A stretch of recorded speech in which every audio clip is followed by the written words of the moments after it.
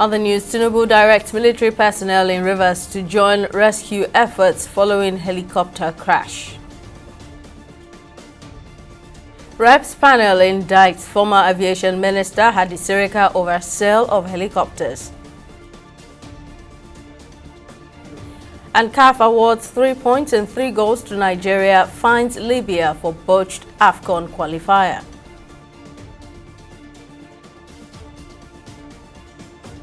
Hello and welcome to News Now on TV 360 Nigeria. I'm Simi Salatigun. President Bola Tinubu has directed an intensified search and rescue for passengers of the ill-fated helicopter that crashed into the Atlantic Ocean near Bonny Finima on Thursday in Port Harcourt, Rivers State, South Nigeria. In a statement signed by his special advisor on information and strategy, Bayo Ononuga, the president urged military officers involved in various operations in the zone to join the rescue mission and provide all necessary support for the Nigerian Safety Investigation Bureau, the Nigerian Civil Aviation Authority, and other relevant agencies.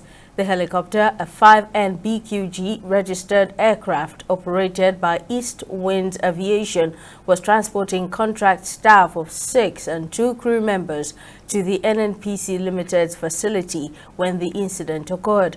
Meanwhile, the Chief Corporate Communications Officer for the NNPCL, Femi Shuneye, has confirmed that 3 bodies had so far been recovered in the ongoing rescue mission. Diverse reactions have continued to trail President Tinubu's reshuffling of his 45-member cabinet as part of a major restructuring of his administration aimed at improving government efficiency. The shake-up announced by presidential spokesman Bayo Ononuga also includes the reassignment of 10 ministers to new portfolios and the nomination of 7 new ministers, pending Senate confirmation. However, quite a number of Nigerians believe the restructuring lacked the much-expected holistic and result-oriented transformation. Reacting to the cabinet shake-up, a political affairs analyst who appeared on the station's flagship program, DG360, says the president failed to address key ministries that drive Nigeria's economy. The biggest problem we have today is in issues of the economy. We didn't see the Minister of Economy mentioned. We didn't see CBN governor. We didn't see FIRS chairman. Those are the 3 people who hold the economy by the jugular.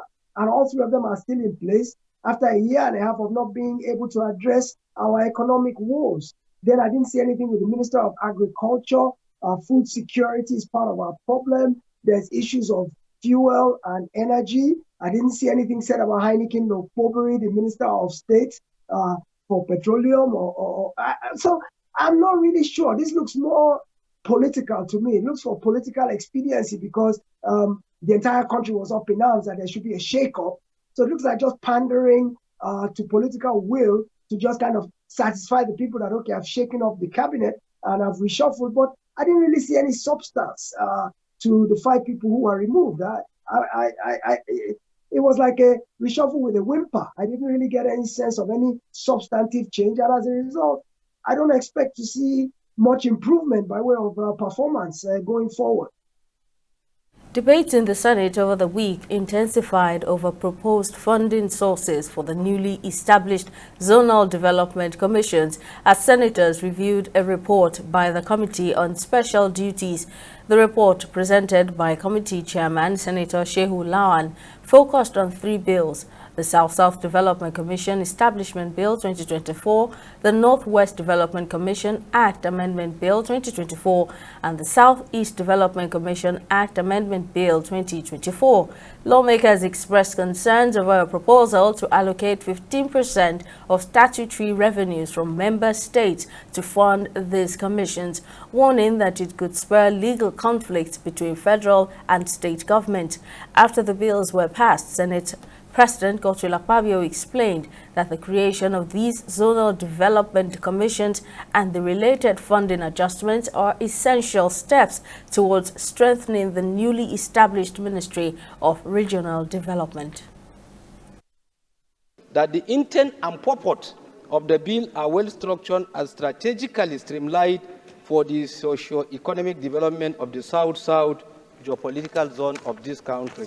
that the contemplation of the bill aligns with the extant legislation on the bill of commissions as federal statutory bodies, and that the bill conforms with normative standard. I'm not denigrating the need for these commissions. Let them go there, but we should know it, that in the long run, some of these states, maybe not now, are likely going to go to court to challenge the seizure of their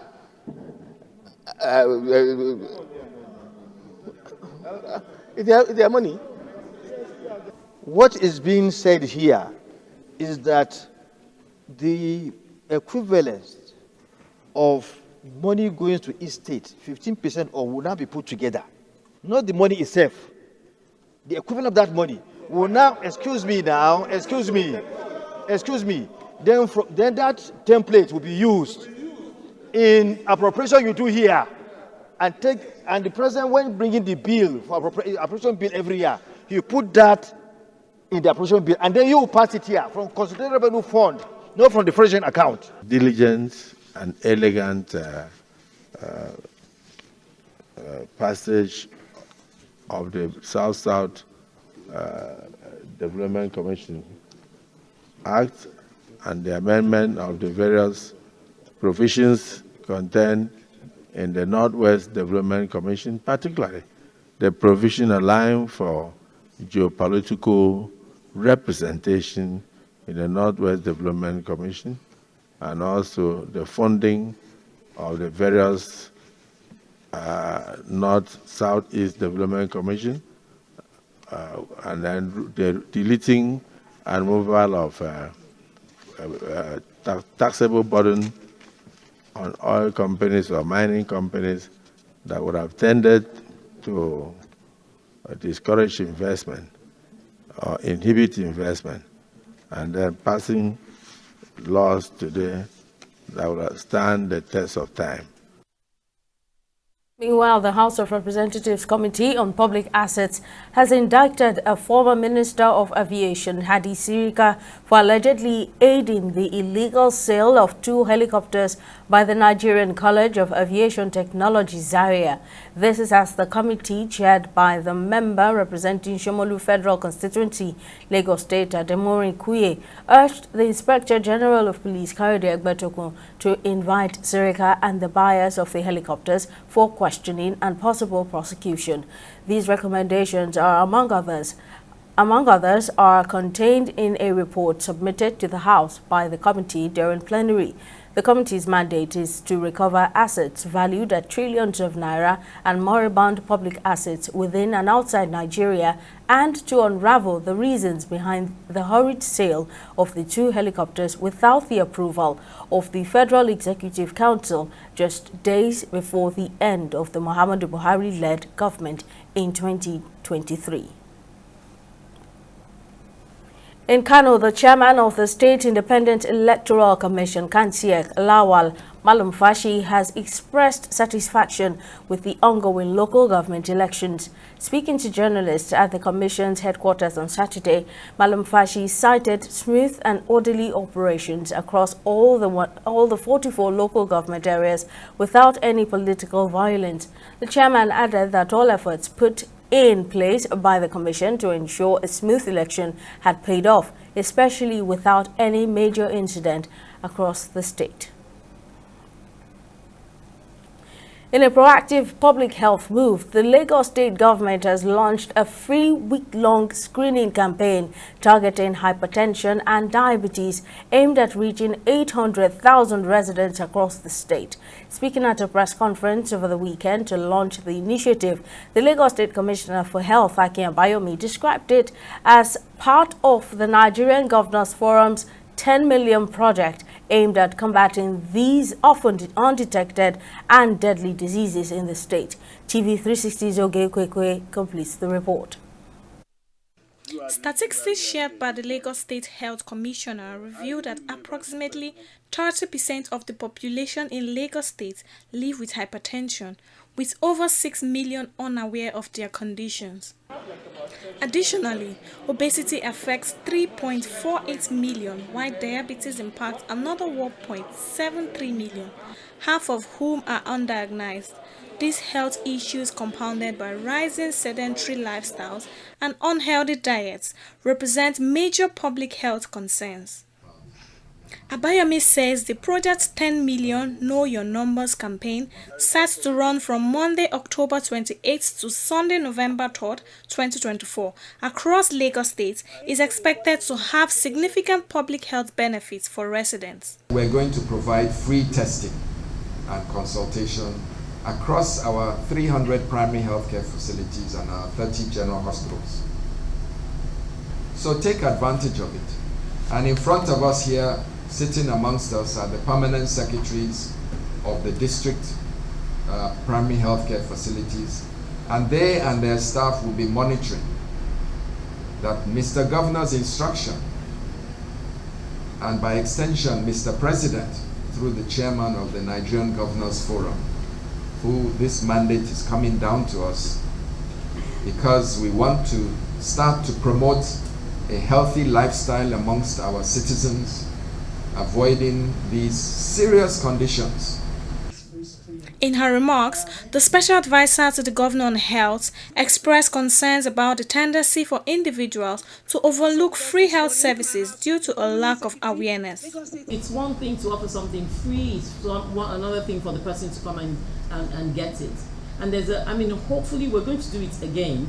And that was Mr. Governor, who felt at the time when things were really getting bad, we sat down in the cabinet together and we said, how can we help our people decrease the stress? And one of the areas, apart from food, which was more or less number one, was health, and then there was transport, and then there was education.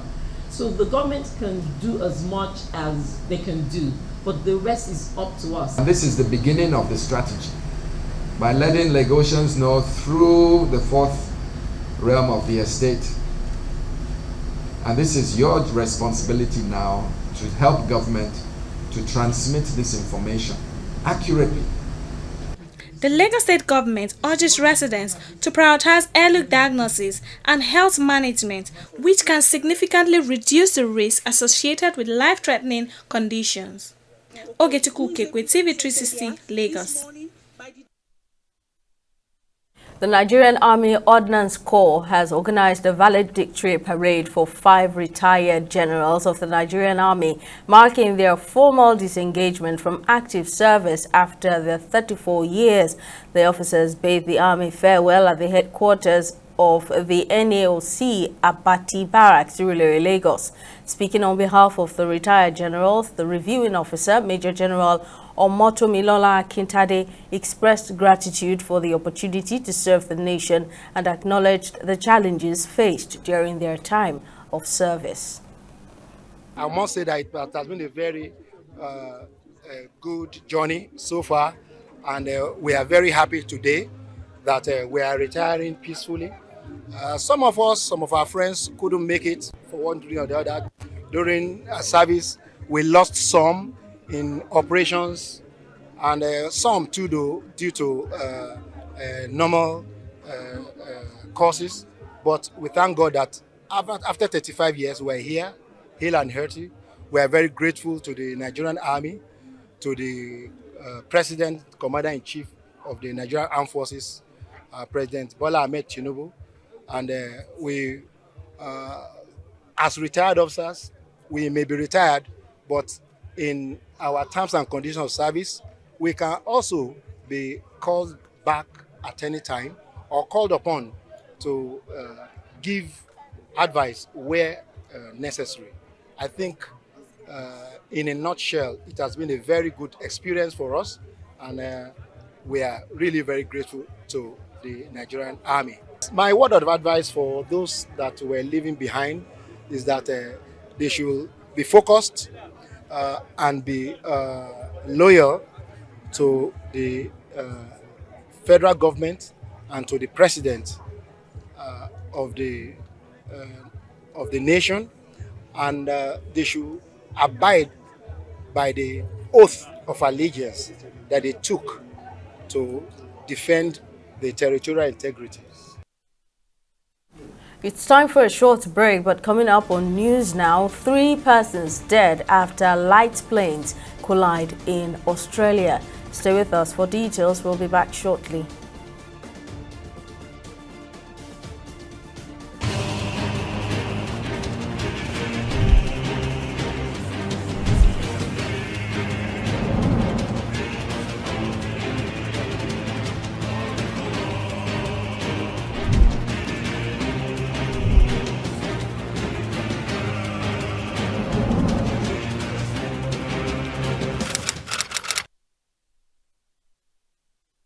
In the last 3 years, we have built a multi-purpose center, which is the envy of all in our constituency. And I can tell you that the people who are living there are already enjoying it. Guy, do you think what this man just said is true? See, I seriously doubt. I'm sure it's one of those their silly lies. And wait, do you know there's a way to find out if these things he's saying is true or not? This is the Construct app. It gives people like us a sure way to track implementation of constituency projects. It gives valid and verified information on location of projects, amounts allocated, amount funded, the level of job done, and even the profiles of concerned legislators. You and I can post directly on this app. Are you serious? This is the Go-To app if you want to know how our Commonwealth is being expanded by the government. Wow. Let's even see if what this man said is true. Show me. The Construct app is developed by Other People Nigeria with support from USAID and is available on both Google Play Store and Apple Store. And it's true. Of course, I told you. Welcome back. Let's take you through some of our top stories. President Bola Tinubu has directed an intensified search and rescue for passengers of the ill-fated helicopter that crashed into the Atlantic Ocean near Bonny Finima on Thursday in Port Harcourt, River State, South Nigeria. In a statement signed by his special advisor on information and strategy, Bayo Ononuga, the president urged military officers involved in various operations in the zone to join the rescue mission and provide all necessary support for the Nigerian Safety Investigation Bureau, the Nigerian Civil Aviation Authority, and other agencies. We also informed you that the House of Representatives Committee on Public Assets has indicted a former Minister of Aviation, Hadi Sirika, for allegedly aiding the illegal sale of 2 helicopters by the Nigerian College of Aviation Technology, Zaria. This is as the committee, chaired by the member representing Shomolu Federal Constituency in Lagos State, Ademorin Kuye, urged the Inspector General of Police, Korede Egbetoku, to invite Sirika and the buyers of the helicopters for questioning and possible prosecution. In case you missed any of our news bulletins or for more updates, you can catch us on Limex World TV and AVO TV or log on to our website on www.tv360nigeria.com.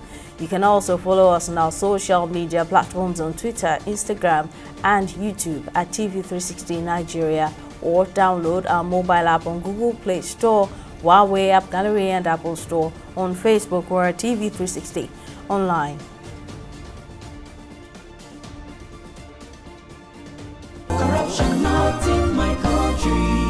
Hello? Yeah, I found your wallet in front of a supermarket. Meet me at Apple Junction. Yes, I'll be waiting for you. Now we find out. 2 of us. Thank you very much, officer. You know, it's surprising that men like you still exist in the police force. Yes, so... Oh, yes. This is just a token of my appreciation. Oh, no, you don't need to do this. We are only doing our job. Thank you very much. God bless you. You're welcome. Now I know police is really my friend. Yes. Friend. Hey. Okay, which came out with this one? I don't understand. You know your problem. You are greedy. I'm a policeman who is doing his job. All forms of corruption in the force. Not in my country. Corruption not in my country.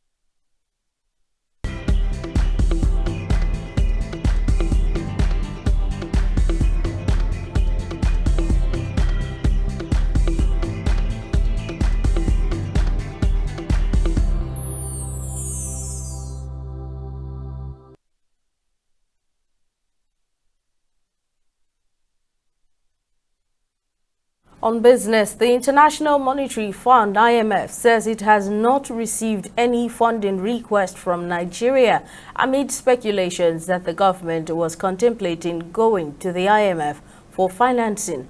The African Region Director at the IMF, Abebe Selassie, revealed this in Washington, the United States, during the unveiling of the Regional Economic Outlook for Sub-Saharan Africa for October 2024. Selassie clarified that it is the right of every country that is in good standing with the organization to borrow and have access to the concessional financing provided. However, there is no request for funding from Nigeria at the moment. The frequent collapse of Nigeria's national grid has generated serious concern, intensifying an ongoing energy crisis that continues to disrupt daily life and destabilize the country's economy.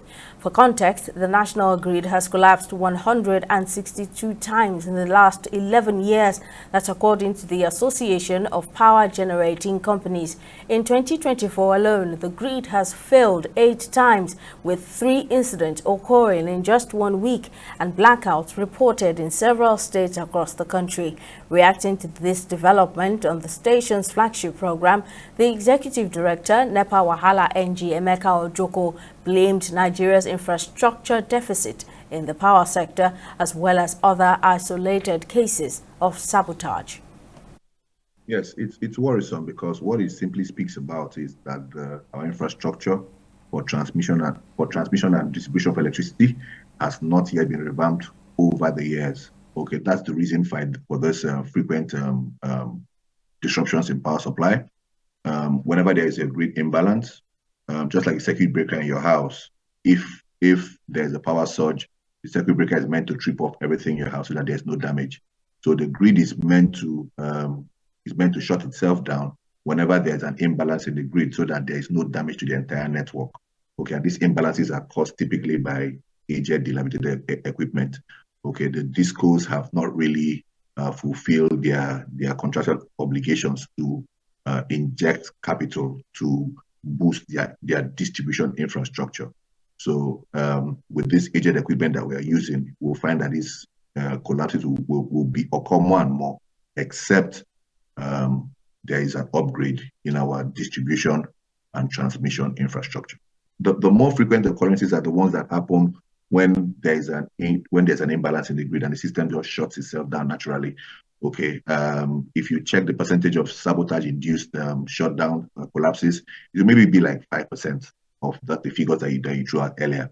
Okay, so the major cause, as I said, is infrastructure deficit, as you pointed out, are responsible for the things that we are seeing. And until there is a major upgrade of our infrastructure, these things will be more the norm than the exception.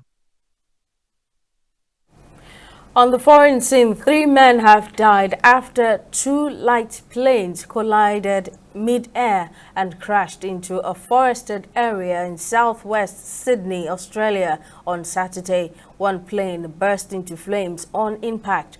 Australian police, fire and ambulance crews reached the 2 wreckage sites located in a semi-rural bushland area about 55 miles southwest of Sydney on foot.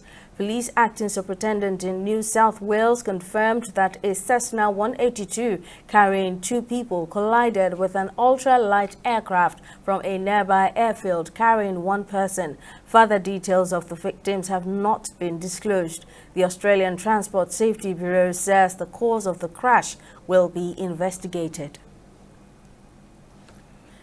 The United States has approved a potential $2 billion arms sale package to Taiwan, including the delivery for the first time to the island of an advanced air defense missile system. The sale comes as China steps up military pressure against Taiwan, including holding a new round of war games around the island last week, the second time since Lai Ching-te took office as Taiwan's president in May. The Pentagon's Defense Security Cooperation Agency says the new sale consists of $1.6 billion in missile systems and radar systems worth an estimated $828 million. On sports, the Confederation of African Football's disciplinary board has fined the Libyan Football Federation $50,000 in response to the recent issues faced by Nigeria's Super Eagles following the botched Africa Cup of Nations qualifier. In a related decision, CAF has awarded Nigeria 3 points and 3 goals for the game against Libya that did not take place. On Saturday, Ousmane Kane, chairperson of the CAF disciplinary board, announced that this decision is based on findings from the committee investigating the treatment of the Nigerian team, which confirmed that Libya had engaged in inhumane conduct towards the Super Eagles. And Roberto Mancini has been dismissed as head coach of the Saudi Arabian national team following a challenging 14-month tenure, which saw lackluster performance and increasing friction with fans. The Italian manager, who joined last August on an impressive 4-year deal worth around 21 million euros annually, departs after achieving only 7 wins in 18 matches. The Saudi Arabian Football Federation announced that the decision was made through a joint agreement to end Mancini's contract, putting to rest recent speculation about his future after a series of unsatisfactory results. Well, that's it on News Now. Many thanks for watching. We'll see you again next time.